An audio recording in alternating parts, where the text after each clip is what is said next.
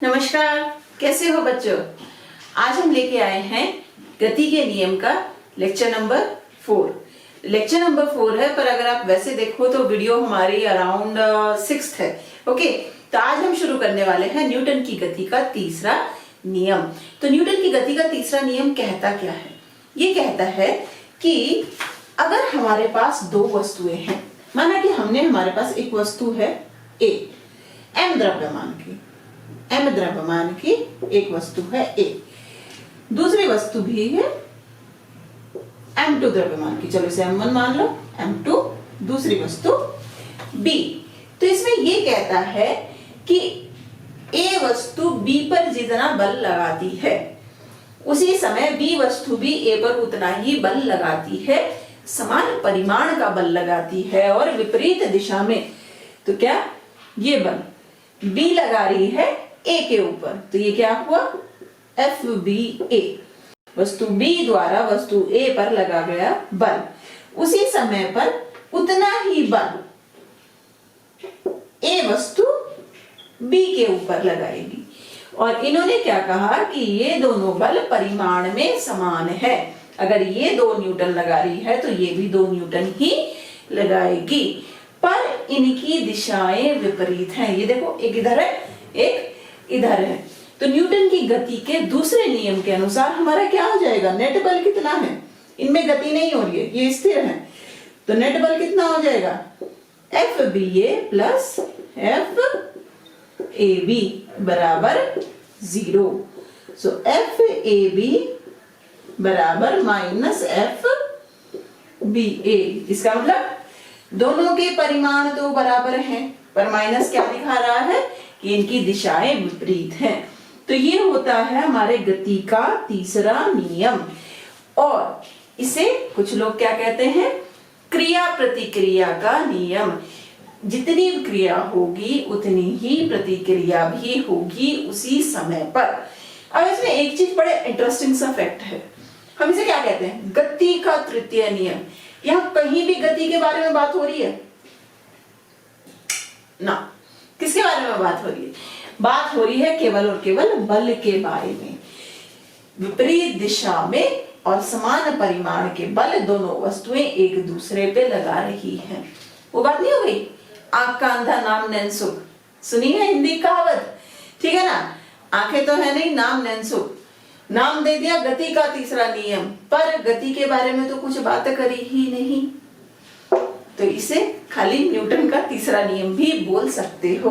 तो गति का तीसरा नियम आप सबसे एंड में पढ़ो या सबसे पहले पढ़ो, कुछ फर्क नहीं पड़ता। गति का दूसरा नियम पढ़ने से पहले आपको पहला नियम पढ़ना जरूरी है, क्योंकि वो समझाता है जड़त्वीय निर्देश तंत्र क्या है। उसके बाद हम गति के दूसरे नियम को पढ़ते हैं।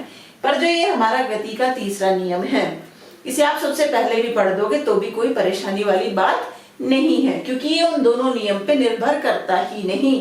यहाँ हम गति की बात करते ही नहीं, हम केवल किसकी बात करते हैं?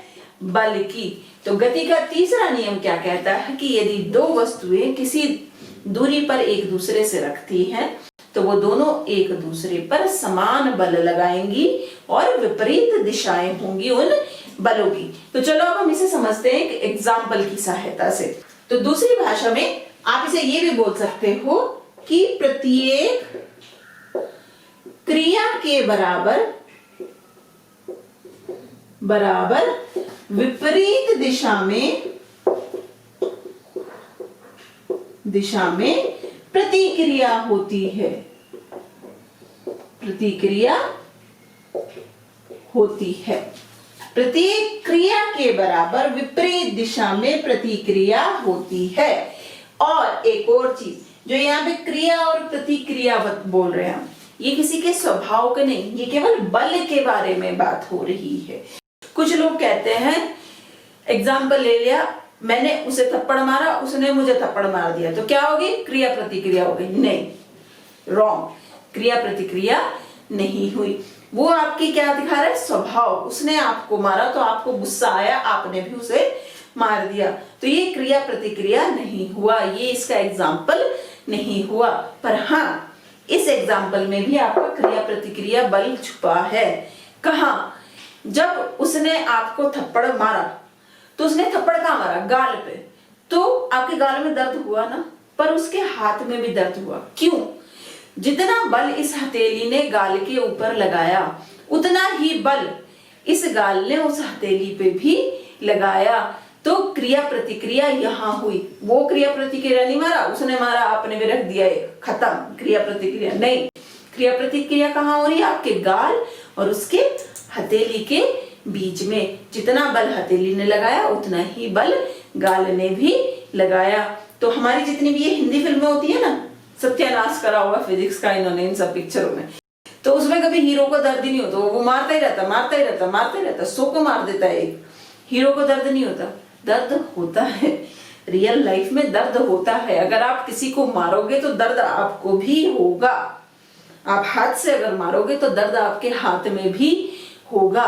अगर आपको ये चीज देखनी है ना फन वे में, अगर इसे समझना है, तो जैकी चैन की अगर मूवीज देख सकते हो, बहुत पुरानी हैं, 80s की मूवीज हैं, आपको वो देखो तो उसमें बड़ी फन वे में दिखाया है कि वो बहुत सारी फाइट भी करता है और एकदम से उसे दिखाते हैं कि वो अपने हाथों को भी सहला रहा है, उसके हाथों में दर्द हो रहा है बहुत तेज, क्योंकि वो लड़ रहा है।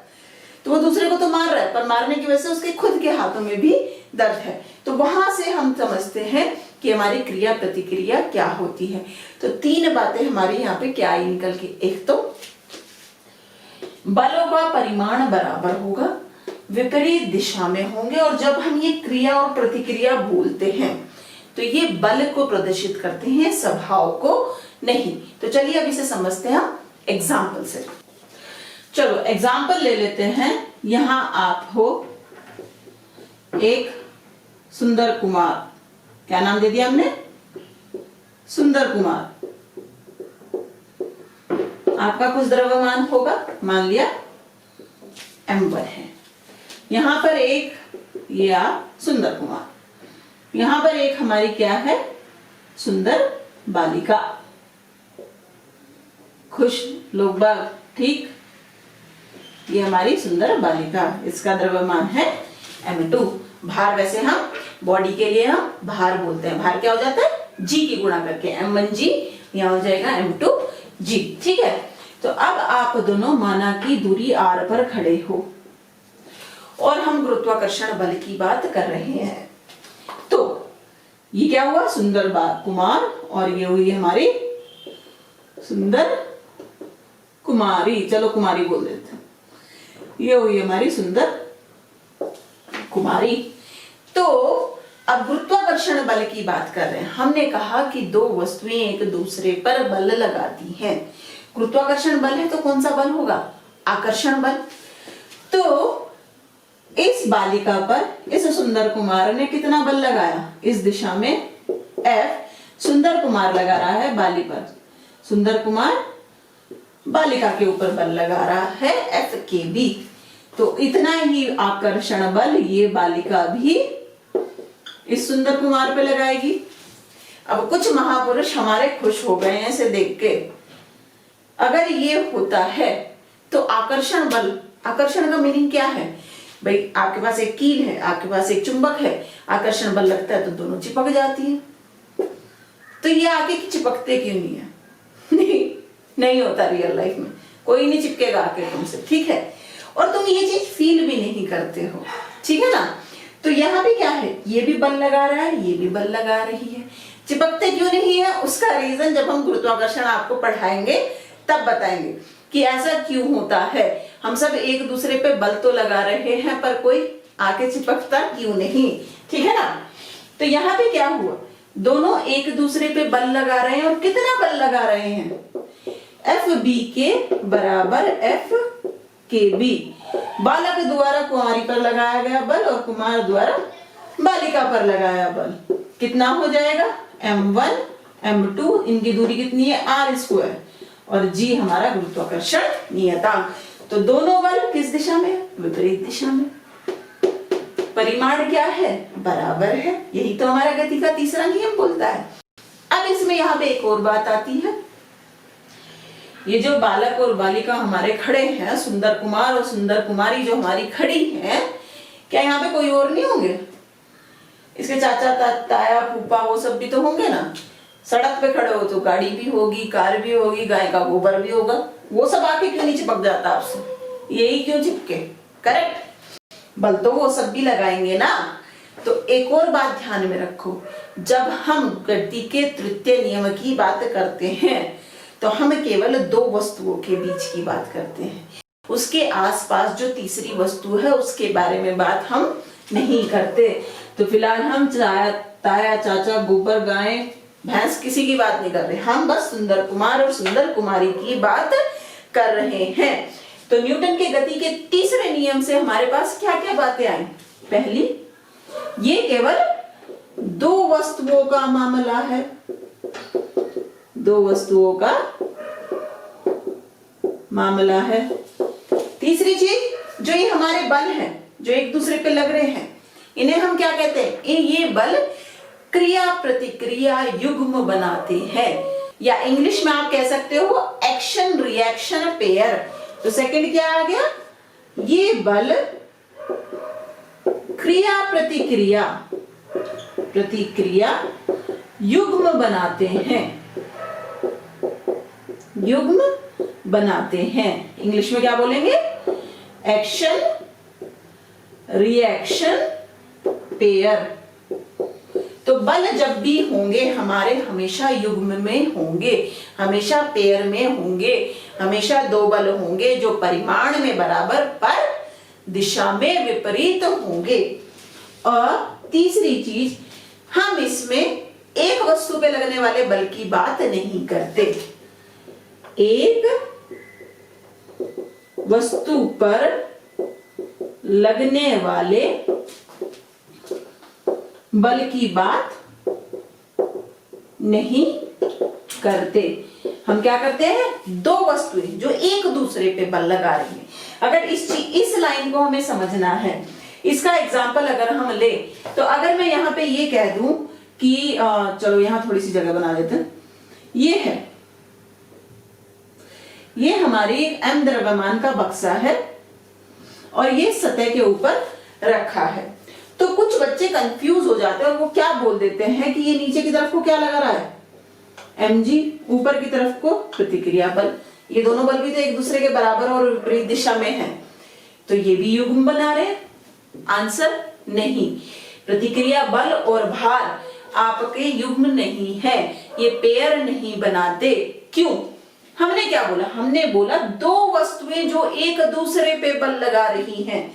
अगर यहाँ पे दो वस्तुएं देखो तो क्या है, एक ये बॉक्स है और एक ये सतह है। इस सतह ने बॉक्स पे लगाई प्रतिक्रिया n, ये बॉक्स भी तो सतह पे लगाएगा प्रतिक्रिया n, ये हुआ क्रिया प्रतिक्रिया बल। अब इस mg का क्रिया प्रतिक्रिया बल कहाँ हुआ भाई, हम कहते हैं कि हर बल युग्म में होता है। तो यहाँ होता क्या है, ये mg किसकी वजह से होता है, पृथ्वी के कारण इस वस्तु पे लग रहा है mg बल, और ये वस्तु पृथ्वी पे भी लगाती है mg बल। तो ये दोनों हमारे क्रिया प्रतिक्रिया बल हुए। तो हमेशा ध्यान रखो, क्रिया प्रतिक्रिया बल दो वस्तुओं के बीच में कार्य करेंगे, एक वस्तु के लिए नहीं। जब कह देते ना टेबल के ऊपर अब तुम्हारी पुस्तक रखी है, कुछ भी सतह के ऊपर गुटका फिसल रहा है, तो ये n और mg क्रिया प्रतिक्रिया बल नहीं है। क्रिया प्रतिक्रिया बल हमेशा समान प्रकार के बल होंगे, ठीक है। प्रतिक्रिया है तो दूसरा भी, अगर एक हमारा अभिलंब बल है तो दूसरा भी अभिलंब बल ही होगा, ठीक है। एक गुरुत्वाकर्षण बल है तो दूसरा भी गुरुत्वाकर्षण बल ही होगा।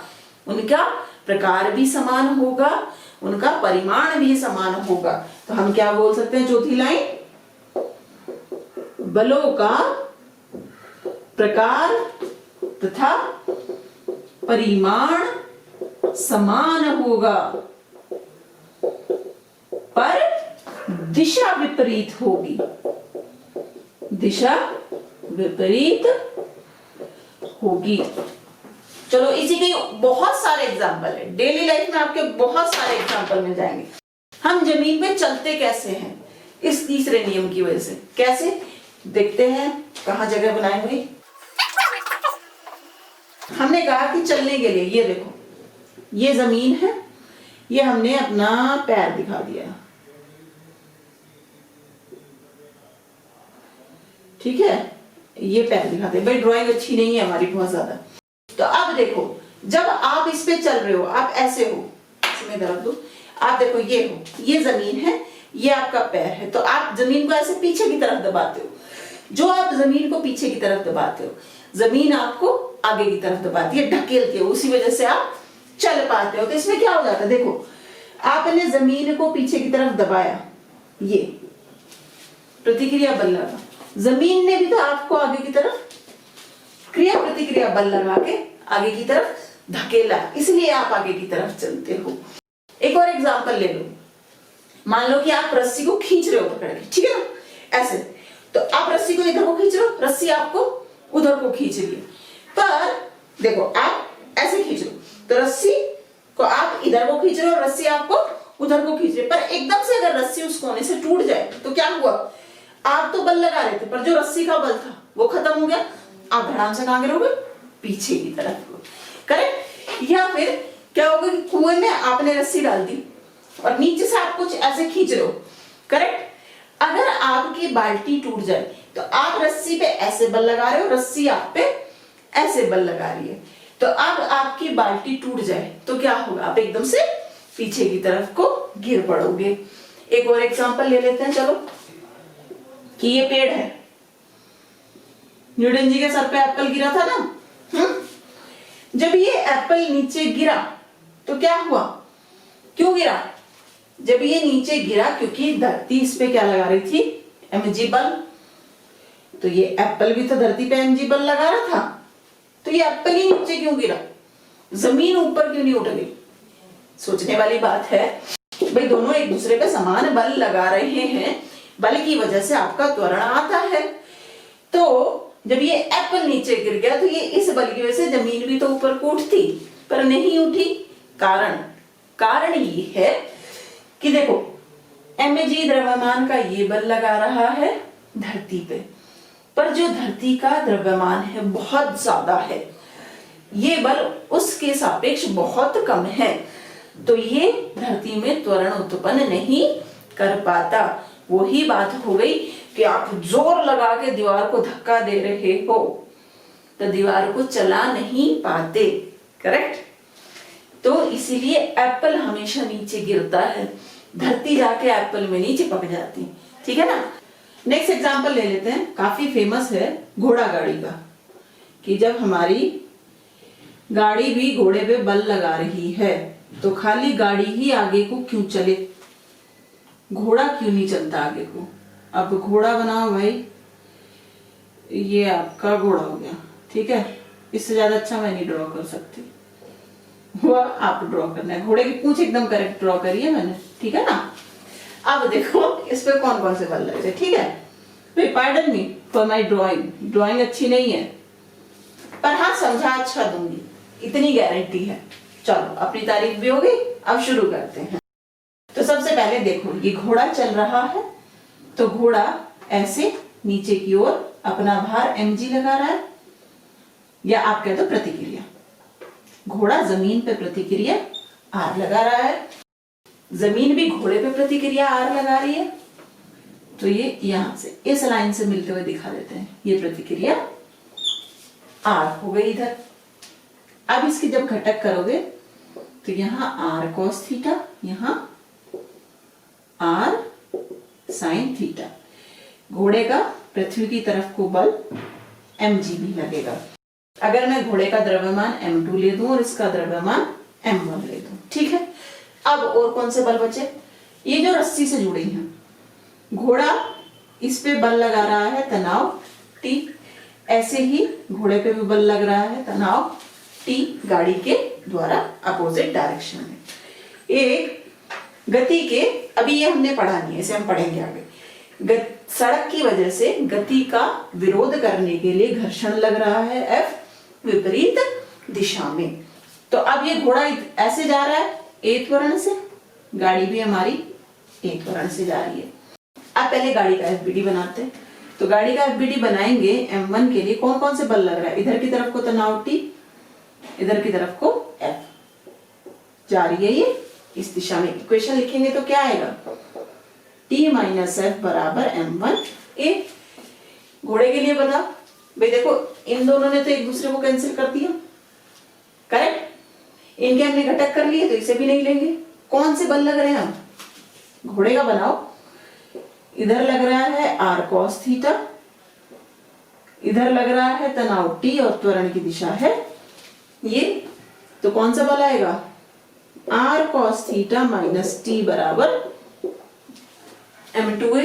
दोनों इक्वेशंस को जोड़ दो, तो जोड़ने पे क्या आएगा? T minus F plus r cos theta minus T बराबर m1 plus m2 a। T से T कट गया, क्या बचा? r cos theta minus F बराबर m1 प्लस m2 बटे a। तो a हमारा क्या हो जाएगा? a हो जाएगा, यहां लिख देते चलो, a हो जाएगा r cos theta minus F बटे m1 प्लस m2। अब देखो, जो ये त्वरण है, त्वरण में हमारा कहीं भी गाड़ी के द्वारा घोड़े पे लगाया गया बल आ रहा है, तनाव T नहीं, कौन सा आ रहा है? r cos थीटा और घर्षण बल। तो घोड़े के द्वारा गाड़ी के द्वारा घोड़े पे लगाया गया बल तो हमारा पूरे सिस्टम की जो गति हो रही है उसमें कहीं उसका कोई योगदान है ही नहीं। तो इसलिए जब घोड़ा आगे की तरफ को चलता है तो गाड़ी ही आगे चलेगी।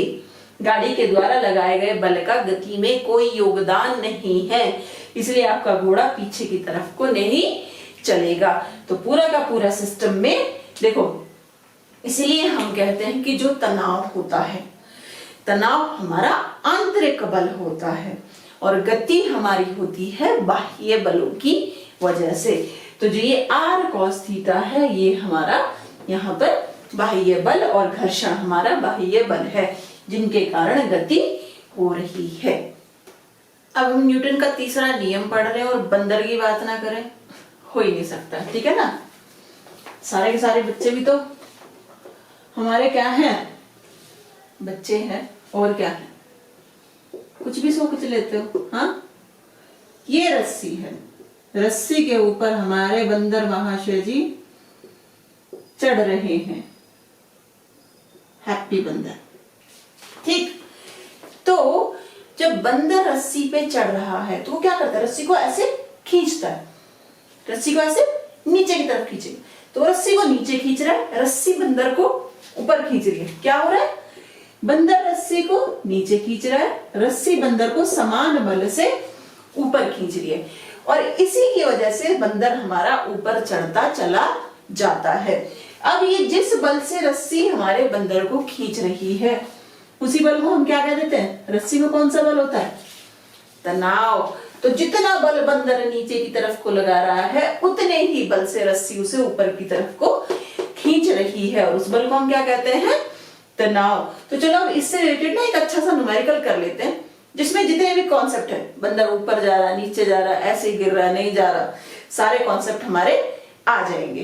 तो इसमें इन्होंने हमें क्या कहा कि हमारा एक बंदर है जो 40 kg का है। ओ भाई, बहुत मोटा बंदर है। बंदर का द्रव्यमान कितना दिया इन्होंने? 40 kg, खाओ पियो मोटा, हरिद्वार का बंदर है, सबका प्रसाद छीन के खाता है। इसमें इन्होंने कहा बंदर 600 न्यूटन का अधिकतम तनाव सह सकने योग्य किसी रस्सी पर चढ़ता है। जो ये हमारी रस्सी है वो मैक्सिमम कितना तनाव सह सकती है? 600 न्यूटन। तो तनाव मैक्सिमम कितना सह सकती है? 600 न्यूटन। अगर बंदर ने इससे ज्यादा बल इस पे लगा दिया तो रस्सी हमारी टूट जाएगी। अब इन्होंने कहा नीचे दी गई स्थितियों में से किसमें रस्सी टूट जाएगी? फर्स्ट पार्ट, बंदर किस त्वरण से जा रहा है? 6 मीटर प्रति सेकंड स्क्वायर से ऊपर की तरफ को जा रहा है। दूसरा, सेकंड पार्ट, बंदर कितने त्वरण से? 4 मीटर प्रति सेकंड के त्वरण से नीचे की ओर आ रहा है। तीसरे पार्ट में इन्होंने कहा कि बंदर 5 मीटर प्रति सेकंड के एक समान वेग से, क्या बोल दिया है ये? वेग से ऊपर चढ़ रहा है। चौथे में इन्होंने हमें दे दिया कि बंदर हमारा मुक्त रूप से गुरुत्व बल के प्रभाव में नीचे गिर रहा है। मुक्त रूप से गुरुत्व बल के प्रभाव में नीचे गिरना क्या होता है? Free fall. मुक्त पतन, तो उसमें हमारा त्वरण कितना हो जाएगा, जी के बराबर। इनमें से इन्होंने पूछा किस स्थिति में रस्सी टूट जाएगी। तो सबसे पहले निकालो पहले केस में, जब बंदर हमारा ऊपर की ओर चढ़ रहा है तो कौन कौन से बल लग रहे हैं बंदर के ऊपर, एक कौन सा लगेगा,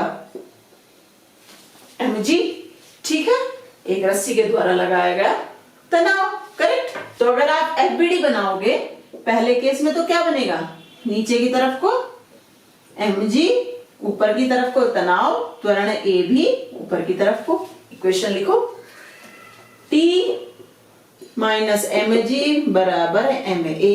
रखो भाई सबके मान, T हमें पता नहीं है, हमें निकालना है m, बंदर का द्रव्यमान कितना है 40 किलोग्राम, 40 g, m 40, a कितना दिया है इन्होंने 6, तो ये हो गया 6 चौक 24, 240, g हमारा 10 ले लो, तो 10 लिया तो यहाँ कितना हो गया 400, ये उधर जाएगा तो प्लस में, t कितना हो गया 240 प्लस 400 बराबर 640 न्यूटन। तनाव कितना लगा रहा है, बल कितना बंदर लगा रहा है 640 न्यूटन। हमारी रस्सी कितना सह सकती है 600 न्यूटन, तो रस्सी टूट जाएगी। दूसरे केस में इन्होंने कहा कि अब बंदर 4 मीटर प्रति सेकंड के त्वरण से नीचे आ रहा है। अब त्वरण की दिशा क्या हो गई, नीचे। एफबीडी बनाओगे तो आपका क्या एफबीडी बनेगा, ये देखो mg अभी भी उसी दिशा में है, तनाव भी उसी दिशा में, बस त्वरण की दिशा बदल गई। इक्वेशन लिखो सेकंड के लिए, क्या इक्वेशन आ जाएगी अब, mg माइनस टी बराबर ma।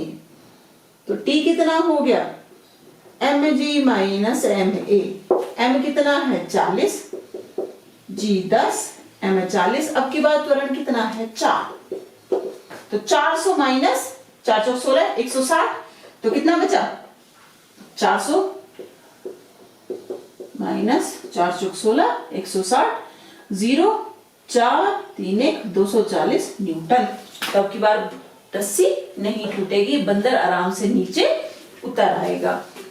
तीसरे में इन्होंने बोला 5 मीटर प्रति सेकंड के वेग से एक समान वेग से ऊपर चढ़ रहा है। ध्यान दो, क्या बोला, 5 मीटर प्रति सेकंड के एक समान वेग से ऊपर चढ़ रहा है।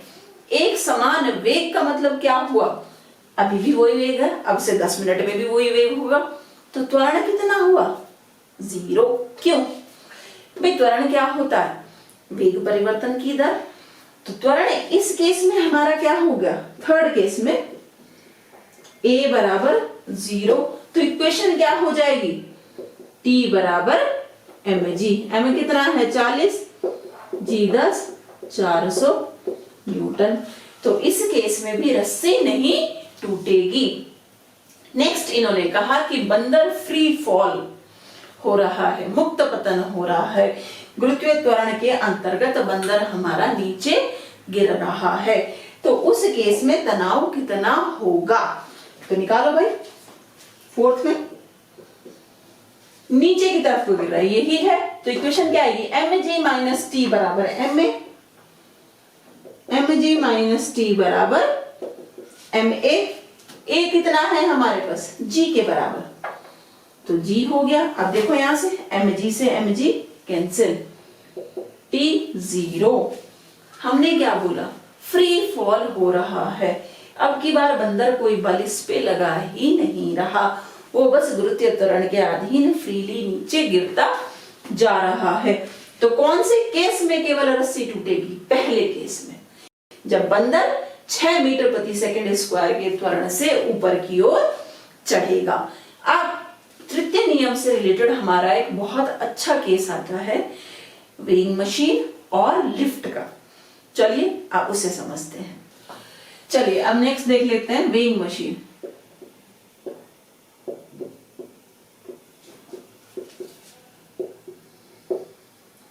वजन नापने वाली मशीन सबको पता होगा, हम कहते हैं कि इस मशीन से हमें अपना वजन पता चलता है कितना है, पर मैं कहती हूँ कि वेइंग मशीन हमारा वेट नापती ही नहीं, वेट नहीं नापती। अब बच्चे बोलेंगे मैम आप ना सारे कॉन्सेप्ट हिला दोगी, तो जो हिले हुए कॉन्सेप्ट है उन्हें से ही कर रही हूँ। लेमन लैंग्वेज में यही बोलते हैं कि भाई वजन नापने वाली मशीन से हमारा वजन नापा जाता है, नापती भी है, पर वो वजन नहीं होता है जो वो दिखाती है। वो क्या होता है, चलो समझते हैं। ये आपकी वेइंग मशीन है, यहाँ पे आपका स्केल होता है, यहाँ आप खड़े हो, ठीक, हैप्पी, ये हैप्पी सिंह जी है हमारे।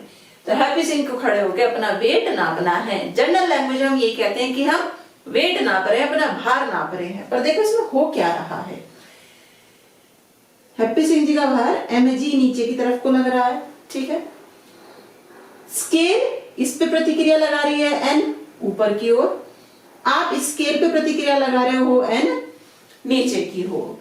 अब अगर मैं आपका FBD बनाऊं, द्रव्यमान है हैप्पी सिंह का m, हैप्पी सिंह जी का FBD बनाओगे तो क्या आएगा, नीचे की तरफ को mg, ऊपर की तरफ को n। क्योंकि वेइंग मशीन हमारी स्थिर है, एक जगह पर है, तो त्वरण कितना हो गया, 0।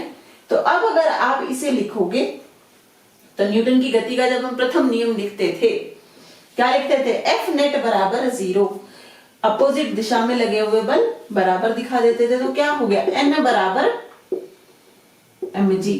तो मशीन तो क्या नाप रही है, N, पर ये N किसके बराबर है, mg के बराबर है। इसलिए मशीन दिखाती आपका भार है, पर एक्चुअल में वो भार नहीं नापती, वो नापती है प्रतिक्रिया बल। आपने कितना प्रतिक्रिया बल उस पे लगाया, वो उस चीज को नापती है। देखो आपने प्रतिक्रिया बल n ही तो लगाया उस पे, तो वो यही नाप रही है, और वो प्रतिक्रिया बल बराबर होता है भार के। जब स्केल आपका, जो वेइंग मशीन है आपकी, वो स्थिर हो। अब अगर मैं उठा के इस वेइंग मशीन को लिफ्ट में रख दूं तो क्या होगा, क्योंकि आप लोग तो अभी भी उस पे अटके हुए, नहीं भार नापती है, भार नापती है। तो अगर भार नापती है और अगर आप इसे लिफ्ट में रख दो और लिफ्ट आपकी ऊपर और नीचे चले, भार नापती है, तो जो भार था वो ही आना चाहिए बराबर, करेक्ट। देखते हैं, अब मैं इस वेइंग मशीन को उठा के मैंने लिफ्ट में रख दिया, तो अब लिफ्ट ये है जो त्वरण A से ऊपर की ओर जा रही है। यहां फिर हमारे आ गए हैप्पी सिंह, हाथ भी हैप्पी की पोजीशन में ही है, ठीक है। अब नीचे की ओर लग रहा है mg, लिफ्ट लगा रही है ऊपर की ओर प्रतिक्रिया n। अगर आप अब इसमें अपना FBD बनाओ तो क्या होगा, FBD होगा ये, नीचे mg, ऊपर की तरफ n, त्वरण A की दिशा ऊपर की तरफ। इक्वेशन लिखोगे तो क्या आएगा, n माइनस mg बराबर ma, तो n बराबर कितना हो गया, mg प्लस ma। तो जितना वो लिफ्ट अभिलंब बल या प्रतिक्रिया बल नाप रही है, क्या वो भार के बराबर है, नहीं, उसमें ma भी ऐड हो चुका है। तो अब अगर आप लिफ्ट में खड़े हो, करके देखना, 13-14 माले की बिल्डिंग की लिफ्ट में अपनी वेइंग मशीन लेके पहुंच जाओ, तो आपका एक जैसा भार नहीं दिखाएगी। जब आप ऊपर की तरफ जा रहे हो तो आपका भार बढ़ेगा। अगर आप लिफ्ट में खड़े होकर अपना भार नापो, आप ऊपर की तरफ जा रहे हो तो आपका भार बढ़ेगा। अब देखो, अगर नीचे आ रहे हो तो क्या होगा, अब हमने कह दिया कि ये लिफ्ट हमारी नीचे आ रही है, तो FBD क्या बन जाएगा, ये दोबारा से n mg, त्वरण A नीचे की तरफ को। तो अब की बार क्या हो गया, mg माइनस n बराबर है ma। तो अभिलंब बल कितना आ गया, mg माइनस ma। अब की बार भार थोड़ा सा कम दिखाई देगा, तो लिफ्ट के ऊपर जाने पे भार बढ़ता हुआ दिखाई देगा और लिफ्ट के नीचे आने पे भार आपको कम दिखाई देगा। तो इससे एक और चीज नहीं हो सकती, लेमैन को नहीं पता होती ये सब चीजें, लेमैन मीन्स आम आदमी। आप तो फिजिक्स पढ़ते, आपको तो पता है सब कुछ, ठीक है ना। तो एक जादुई कमरा नहीं बना सकते, बड़ा बड़ा बोर्ड लगा दो, जादुई कमरा, मिनटों में वेट घटाएं और बढ़ाएं।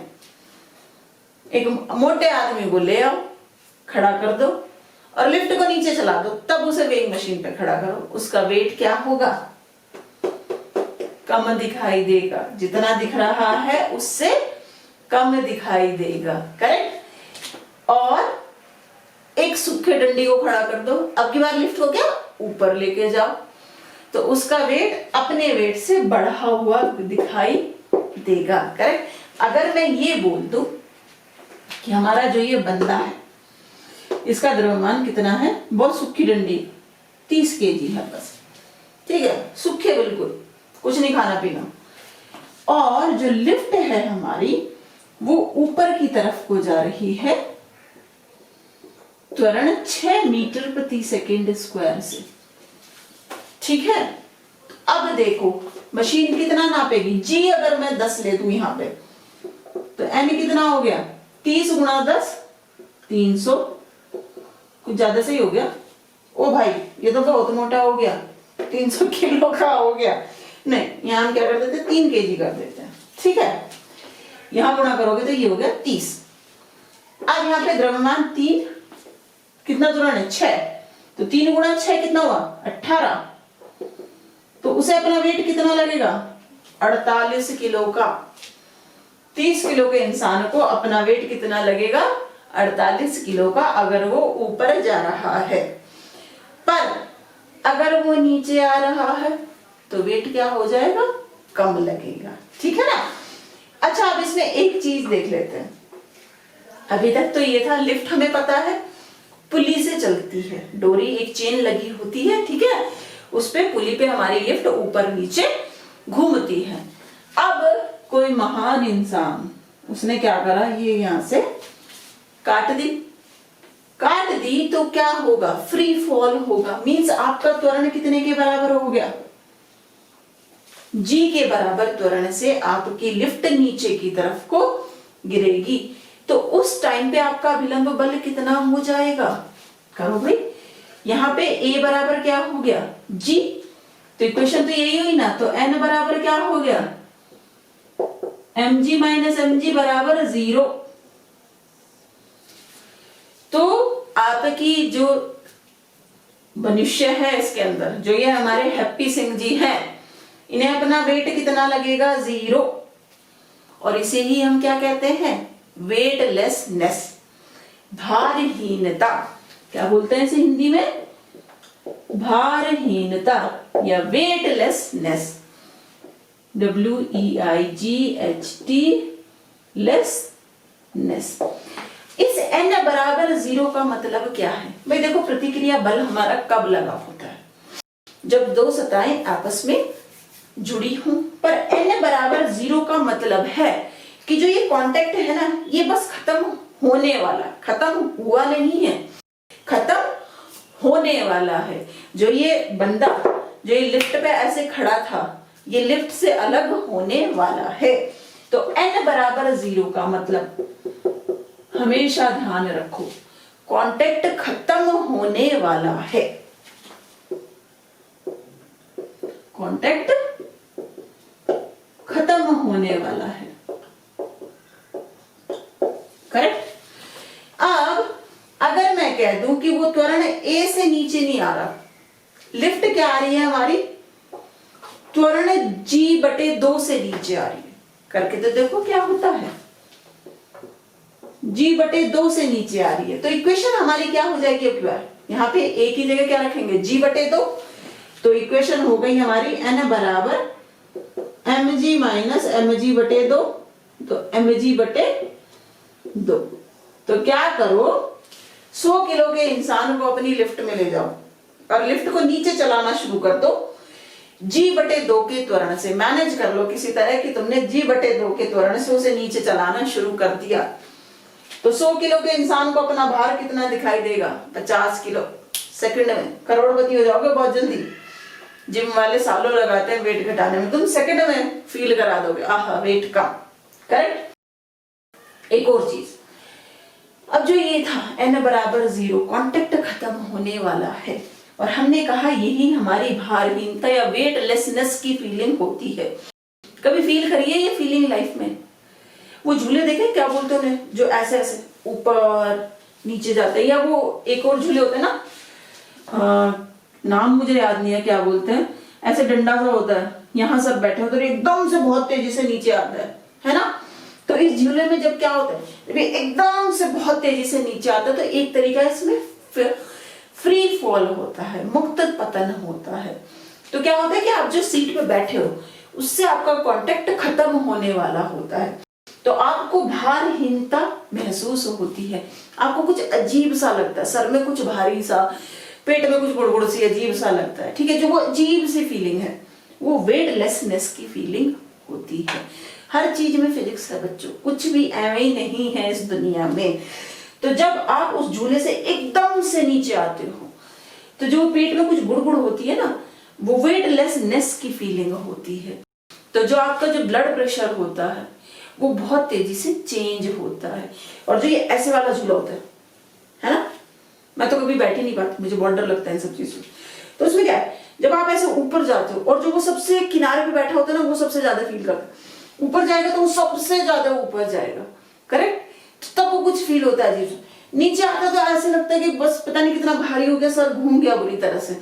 तो जो ये वेट, जो आपका ये सर घूम रहा है, ये क्यों घूम रहा है? ऊपर जाने से आपका वेट बढ़ रहा है, नीचे आने से आपका वेट घट रहा है। तो यही कारण है हमारा। तो ये सारा कॉन्सेप्ट होता है आपका लिफ्ट का। अब इसमें एक और चीज, कुछ महान अगर बोले कि भाई हमने A बराबर जी पे हमारा क्या आया, जब त्वरण हमारा गुरुत्वीय त्वरण के अंतर्गत लिफ्ट हमारी गिरती है तो वेटलेसनेस की फीलिंग हमें आती है। अब अगर हम बोल दें कि किसी तरह से हमने इस A को कितना कर दिया, G से ज्यादा कर दिया, 2G 3G 4G कितना भी कर दिया, A को हमने चलो 2G कर दिया, G से ज्यादा कर दिया किसी तरह। अब इस इक्वेशन को रखोगे तो क्या आएगा, A की जगह आप रखोगे 2G, करेक्ट। तो mg माइनस 2mg हो गया। इसका मतलब आपका n क्या आ गया, माइनस mg, करेक्ट। पर भार तो माइनस में नहीं होता, n कभी माइनस नहीं हो सकता। तो n अगर माइनस आ रहा है, इसका मतलब आप इसे क्या लिखोगे, n is less than 0। n अगर लेस देन 0 है, इसका मतलब आपका कांटेक्ट खत्म हो चुका है। अब जो ये हैप्पी सिंह जी हैप्पी नीचे आ रहे थे, क्या होगा, लिफ्ट से इसका कांटेक्ट खत्म हो चुका है। अब तो बस ये सीधा ही ऊपर पहुंचेगा जिस वेट से आ रहा है। तो इसमें आपको क्या फील होता है इन केसेस में कि लिफ्ट नीचे जा रही है और ये बंदा धड़ से ऊपर जाके लगेगा उस लिफ्ट, करेक्ट। यही बोलते हैं एकदम से जब ये ऐसे एक्सीडेंट होते हैं, ऊपर से कुछ आता है, उसके अंदर जो कुछ है उसका सब ऊपर जाके लगता है और खत्म, राम नाम सत्य। पर एक्चुअल में ये हैप्पी सिंह ऊपर नहीं जा रहा, लिफ्ट नीचे आके धड़ाम से इसके सर पे लगती है। क्यों भाई, देखो ये ना आपका कांटेक्ट खत्म हो गया। तो हैप्पी सिंह जी किस त्वरण से नीचे जा रहे थे, जी। लिफ्ट किस त्वरण से नीचे जा रही थी, 2G। तो जिस स्पीड से हैप्पी सिंह जी नीचे जा रहे हैं, हैप्पी सिंह जी तो खैर सैड सिंह जी हो गए बेचारे, उसके डबल स्पीड से आके, डबल त्वरण से आके लिफ्ट उसे लगेगी, स्पीड नहीं सॉरी, डबल त्वरण की से आके स्पीड उसके सर पे लगेगी। तो ये नहीं हो रहा कि ये लिफ्ट है और हैप्पी सिंह ऊपर जाके लगे ना, हैप्पी सिंह ऐसे आते और लिफ्ट नीचे आके धड़ाम से उसके सिर पे लगेगी। तो अगर n बराबर 0 है तो कांटेक्ट खत्म होने वाला है। पर अगर अभिलंब बल लेस देन 0 हो गया तो नो कांटेक्ट, कोई कांटेक्ट नहीं है। और ऐसा केस अगर हो गया तो हैप्पी सिंह जी मरे ही मरे, कोई नहीं बचा सकता। तो चलो अब इस पे रिलेटेड न्यूमेरिकल्स देखते हैं। काफी अच्छे न्यूमेरिकल्स बनते हैं हमारे लिफ्ट के भी। बहुत ही सिंपल सवाल है जिससे हम शुरुआत कर रहे हैं। बिल्कुल क्या बोल लो, हलवा। हमारी यूपी के लैंग्वेज में बोलते हैं ना, हलवा है, हलवा है ना। तो चलो जी एक हलवा सा सवाल करते हैं। इसमें इन्होंने कहा है एक लिफ्ट जिसका द्रव्यमान 500 किलोग्राम है। एक लिफ्ट है जिसका द्रव्यमान m हमें दे दिया है 500 किलोग्राम। उसमें उसकी केवल में उत्पन्न तनाव ज्ञात कीजिए। लिफ्ट रुकी हुई है पहली स्थिति में, लिफ्ट रुकी हुई है मीन्स त्वरण 0 है। दूसरी स्थिति में उसका त्वरण 2 मीटर प्रति सेकंड है, a बराबर 2 मीटर प्रति सेकंड स्क्वायर, और वो ऊपर की तरफ को जा रही है।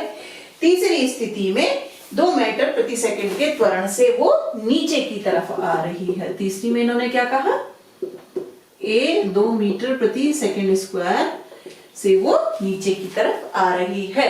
तो हमें बताना है कि डोरी में तनाव कितना होगा। ये देखो, ये डोरी जुड़ी हुई, ये तनाव ऊपर को, नीचे की तरफ को क्या हो जाएगा, mg। पहली स्थिति में क्या है, a 0 है, तो FBD क्या आएगा इसका, mg बटे t, t बराबर mg। तो m कितना है 500, g 10, 5000 न्यूटन का बल हमारी रस्सी में होगा। दूसरे में त्वरण a से ऊपर की ओर को जा रही है, तो FBD क्या आ जाएगा, ये mg t त्वरण a से ऊपर की ओर। इक्वेशन लिखेंगे तो क्या होगा, t माइनस mg। याद है ना, सारी इक्वेशन हम हमेशा कैसे लिखते हैं, न्यूटन के गति के दूसरे नियम से, F नेट बराबर ma से, ठीक है। ma तो तनाव हो गया mg प्लस ma, m कितना है 500, g 10, a है 2, 12 प्लस 500, सॉरी 12 गुणा 500, 12 पंजे 60, 6000 न्यूटन का तनाव। तीसरी स्थिति में क्या है कि वो नीचे की तरफ को आ रही है। अब क्या हो गया, नीचे की तरफ को आ रही है, तो FBD क्या बनेगा, ये mg, ये आपका तनाव, और नीचे की तरफ को त्वरण a से। तो इक्वेशन क्या हो जाएगी, mg माइनस t बराबर ma। तो t कितना हो गया, t बराबर mg minus ma, correct. t को इधर ले जाओ, m को इधर ले आओ, m कॉमन ले दोगे तो m कितना है 500, g 10, a अभी भी 2 ही है, 500 गुणा 8, 8 पंजे 40, 4000 न्यूटन का तनाव आपकी रस्सी में उत्पन्न होगा। नेक्स्ट न्यूमेरिकल में इन्होंने कहा कि 70 किलोग्राम का एक व्यक्ति 25 किलोग्राम द्रव्यमान के एक बक्से में खड़ा है। कुछ ऐसा सा केस दिया है इन्होंने। ये एक बंदा खड़ा है और जिसने ऊपर से डोरी को पकड़ा हुआ है, करेक्ट, ये ऐसे। और ये जो पुली है, ये पुली हमारी फिक्स्ड है, बंदे का वेट है 70 किलोग्राम और इस बक्से का वेट है 25 किलोग्राम। एक भारी अवितान्य डोरी का एक सिरा बक्से से जुड़ा है, एक सिरा यहाँ जुड़ा है, दूसरा सिरा मनुष्य ने पकड़ा हुआ है। व्यक्ति को स्थिर अवस्था में रखने हेतु उसे रस्सी पर नीचे की दशा में कितना बल लगाना पड़ेगा। व्यक्ति के पैरों पर बक्से द्वारा आरोपित प्रतिक्रिया बल भी ज्ञात कीजिए। बेसिकली यहाँ पे आप देखते हैं कौन कौन से बल लग रहे हैं। फर्स्ट तनाव, तो उसे तनाव जितना बल लगाना पड़ेगा। अब हमें प्रतिक्रिया भी निकालनी है, तो पहले और देखो इस मनुष्य का mg नीचे की तरफ को कितना हो जाएगा 70g। ये बॉक्स इस पे प्रतिक्रिया लगा रहा है n, बॉक्स इस पे प्रतिक्रिया n लगा रहा है, तो ये भी तो बॉक्स पे प्रतिक्रिया लगाएगा n नीचे की तरफ को। ये कितना है 25g, बॉक्स का mg भी नीचे की तरफ को। तो चलो अब हम FBD बनाते हैं सबसे पहले, और हमें इसे रखना है स्थिर अवस्था में। तो चलो पहले बक्से का बनाते हैं। बक्से का FBD बनाएंगे तो नीचे की तरफ कौन कौन सा प्रतिक्रिया, नीचे की तरफ को है 25g और ऊपर की तरफ को है तनाव T। अब क्योंकि ये विराम अवस्था में संतुलन में, तो ऊपर के लगे बल बराबर नीचे के लगे बल हो जाएंगे। तो T बराबर n प्लस 25g, इक्वेशन 1। अब मनुष्य का लगाओ जो खड़ा है व्यक्ति, उस पे क्या क्या लग रहा है, नीचे की तरफ को 70g, ऊपर की तरफ को तनाव T और ऊपर की तरफ को ही बक्से के द्वारा लगाई गई प्रतिक्रिया n। इक्वेशन लिखेंगे तो क्या आएगा, T प्लस n बराबर 70g, इक्वेशन 2। हमें T का मान भी निकालना है। T कितना है व्यक्ति द्वारा डोरी पे लगाया गया बल, जितना बल ये व्यक्ति डोरी पे लगाएगा उतना ही बल डोरी भी व्यक्ति पे लगाएगी, और प्रतिक्रिया बल भी हमें निकालना है। अब क्या कर दो, इक्वेशन 1 प्लस इक्वेशन 2 कर दो तो क्या आएगा, t प्लस n बराबर n plus 25g plus 70g, n से n कैंसिल, 2t बराबर 7 8 9 95g। तो t कितना आ गया हमारा 95/2 g मीन्स 2 चौक 8 2 सत्ते 14 2 पंजे 10 g को 10 ले दो तो 4.75 न्यूटन आंसर तनाव आ गया। अब t का ये मान आप उठा के कोई सी इक्वेशन इसमें रख दो या इसमें रख दो, चलो इसमें रख देते हैं तो क्या आएगा, t कितना आ रहा है हमारा 95/2g या 47.5g लिख दो, तो t कितना है फ्रॉम इक्वेशन 1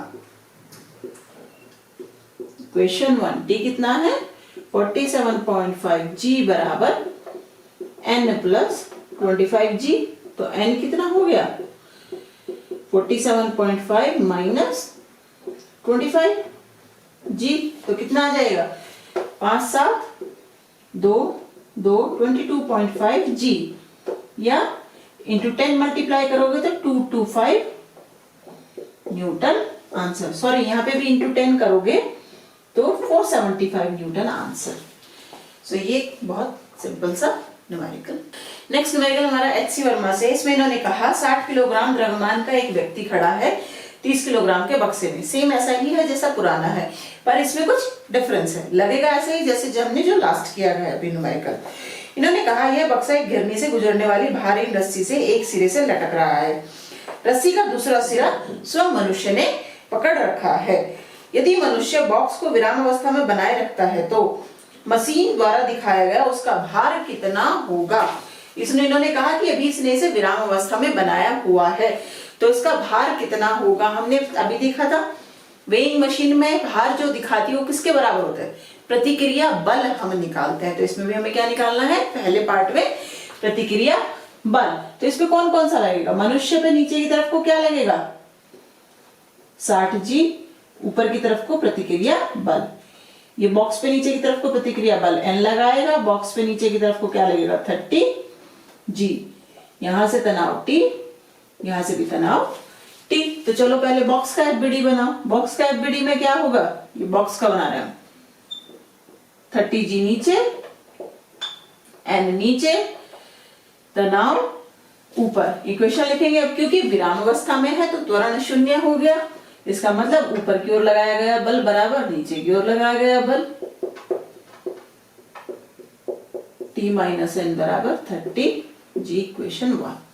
अब मनुष्य का एफबीडी बनाओ, उस पे कौन कौन सा है, नीचे की तरफ को 60g, ऊपर की तरफ को तनाव, ऊपर की तरफ को प्रतिक्रिया, तो हम यहाँ क्या लिख देंगे t प्लस n बराबर 60g, इक्वेशन 2। अब हमें क्या निकालना है, हमें निकालना है दोनों इक्वेशंस में n कितना है, ठीक है। तो हम इन्हें क्या करेंगे, जोड़ते नहीं है, घटा देते हैं, t को कैंसिल करना है ना, तो equation 1 minus equation 2, t minus n minus t minus n बराबर 30g माइनस 60g, t से t कैंसिल, माइनस 2n बराबर माइनस 30g, तो n बराबर 15g, तो वो उसे 15 किलोग्राम का दिखाएगा। मनुष्य का जो भार होगा वो उसे वो 15 किलोग्राम का दिखाई पड़ेगा। अब सेकंड में इन्होंने क्या कहा, वह रस्सी पर कितना बल लगाए जिससे मशीन उसका वास्तविक भार प्रदर्शित कर सके। अब इसने क्या कहा है कि ये कितना बल लगाए कि बल रस्सी जो है उसका वास्तविक भार प्रदर्शित कर चुके। वास्तविक भार उसका कितना है 60g, करेक्ट। तो हमें निकालना है कि वो कितना बल लगाए उस रस्सी पे, करेक्ट।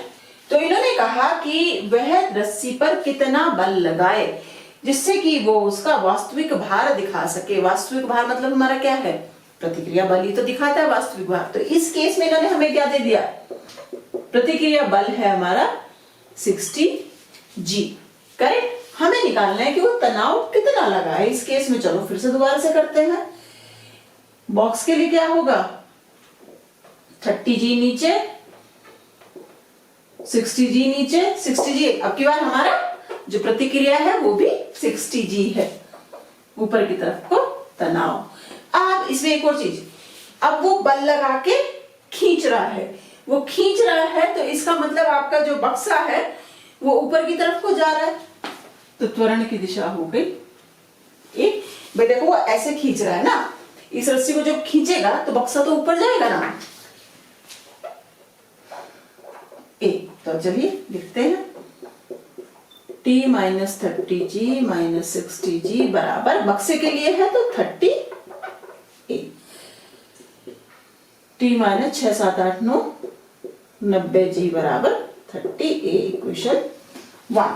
अब नेक्स्ट मनुष्य के लिए क्या है, नीचे की तरफ को 60G, ऊपर की तरफ को क्या है 60G, ऊपर की तरफ को क्या है तनाव, त्वरण किधर को है ऊपर की तरफ को। T plus 60G minus 60G बराबर 60A, करेक्ट। यहां से क्या आ गया T बराबर 60A। तो पहले हम किसी तरह A की वैल्यू निकालें, इक्वेशन 2, दोनों T बराबर 60A इसमें रख दो तो क्या हो जाएगा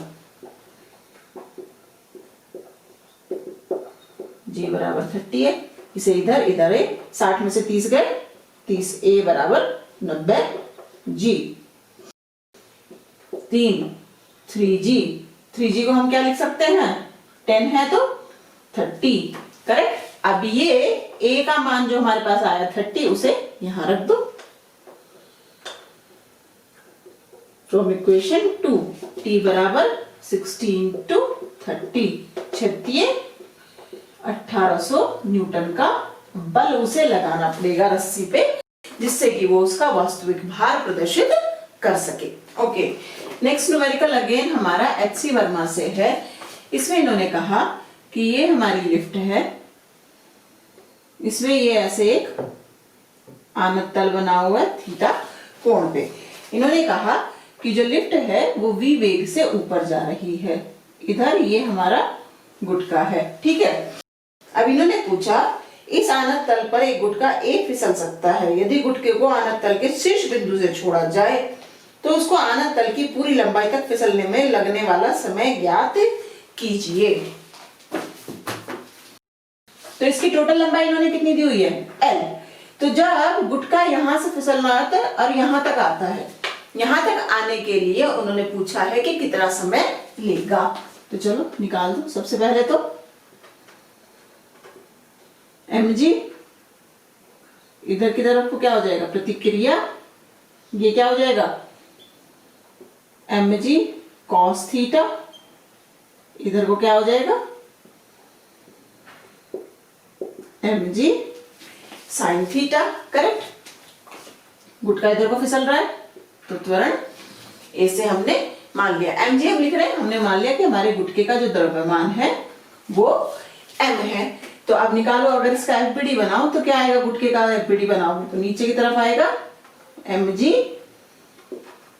cos थीटा बटे n, इधर की तरफ को आएगा mg sin थीटा, और त्वरण की दिशा भी यही है।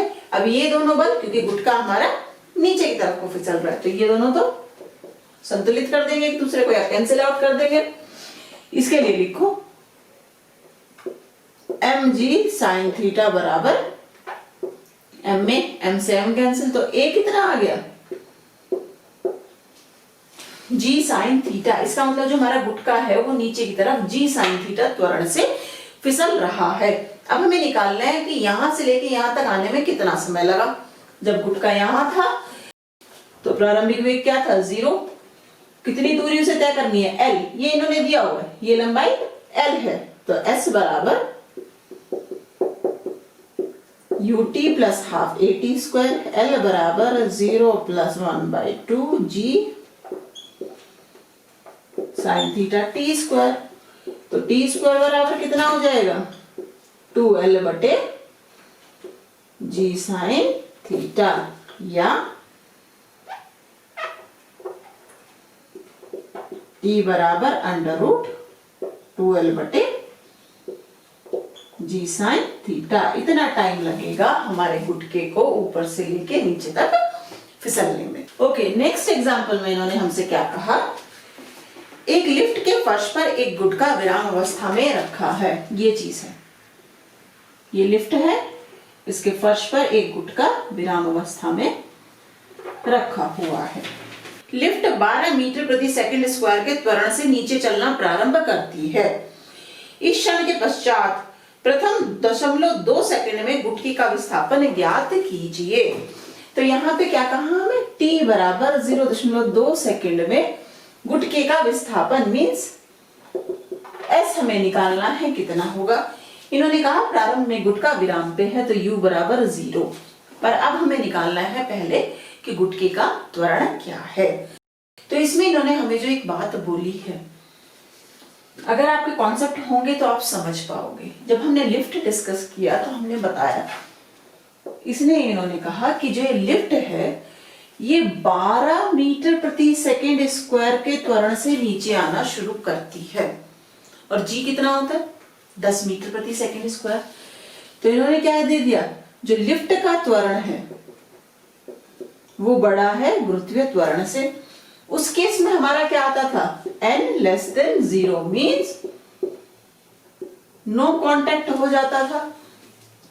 तो अब गुटके में हमारा कोई कांटेक्ट नहीं रहा लिफ्ट से।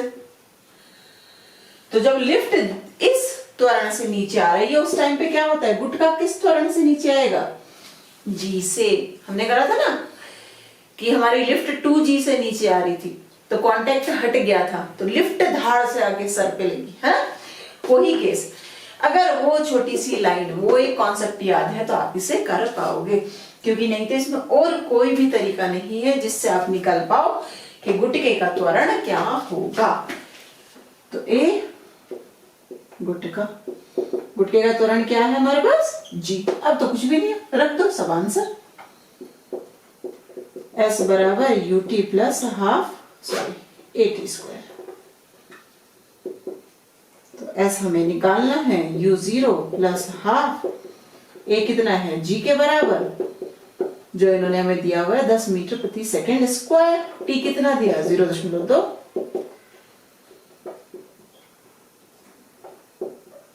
10 10 2 2, तो s बराबर 0.2 मीटर या 20 सेंटीमीटर आंसर।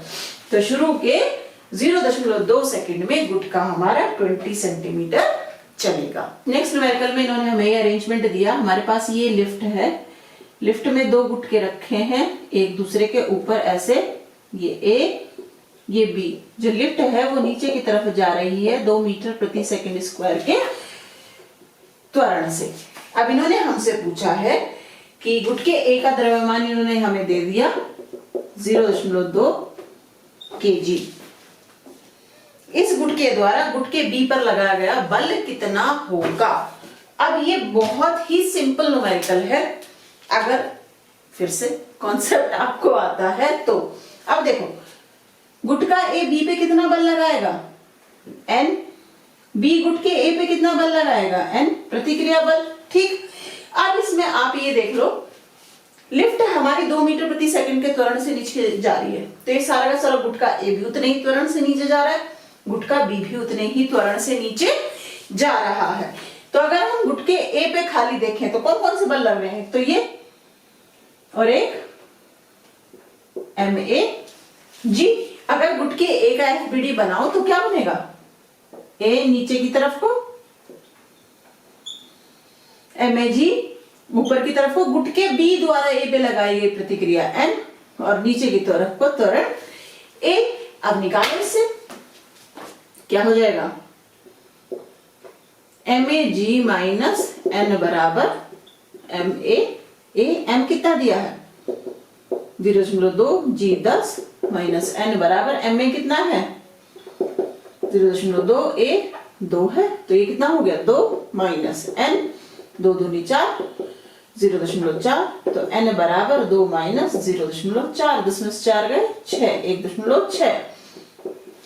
तो प्रतिक्रिया हमारा कितना आया है 1.6 न्यूटन, और यही प्रतिक्रिया जितना बी ए पे लगा रहा है उतना ए भी बी पे लगा रहा है। तो ए के द्वारा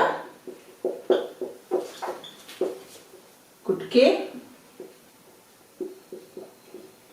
बी पर लगाया गया बल कौन सा है भाई? प्रतिक्रिया बल ही तो है। दोनों एक दूसरे को टच कर रहे हैं तो एक दूसरे पे प्रतिक्रिया बल ही लगाएंगे। 1.6 न्यूटन आंसर। ये ऐसे ऐसे न्यूमेरिकल ना पढ़ने में लगते हैं हवा, पता नहीं क्या है, कैसे सॉल्व होगा। छोटे छोटे कॉन्सेप्ट होते हैं, जरा जरा से। वो छोटे छोटे कॉन्सेप्ट आप अगर मिस कर गए तो बहुत मुश्किल हो जाएगी फिजिक्स, समझ गए तो फिजिक्स बहुत आसान हो जाएगी।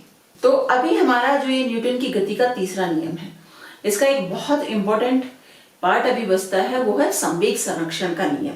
वो हम करेंगे नेक्स्ट वीडियो में, क्योंकि उससे रिलेटेड भी बहुत सारे न्यूमेरिकल्स आपके आते हैं। और जो ये लिफ्ट के न्यूमेरिकल्स हैं, अगर आपको और भी न्यूमेरिकल्स सॉल्व करने हैं, अच्छी क्वालिटी के न्यूमेरिकल्स सॉल्व करने हैं, तो HC वर्मा में काफी सारे न्यूमेरिकल लिफ्ट से रिलेटेड भी दिए हुए हैं। तो आज के लिए इतना ही। और हाँ, एक बात और, अगर आप लोगों को कोई भी क्वेश्चन पूछना है, कोई भी डाउट है या कोई परेशानी है या किसी न्यूमेरिकल का कुछ सॉल्यूशन है या कुछ समझ नहीं आ रहा है, तो स्क्रीन पे जो आपको मेरी ईमेल आईडी दिखाई दे रही है, आप मुझे उस पर ईमेल भी कर सकते हैं। तो आज के लिए इतना ही, फिर मिलते हैं नेक्स्ट वीडियो में।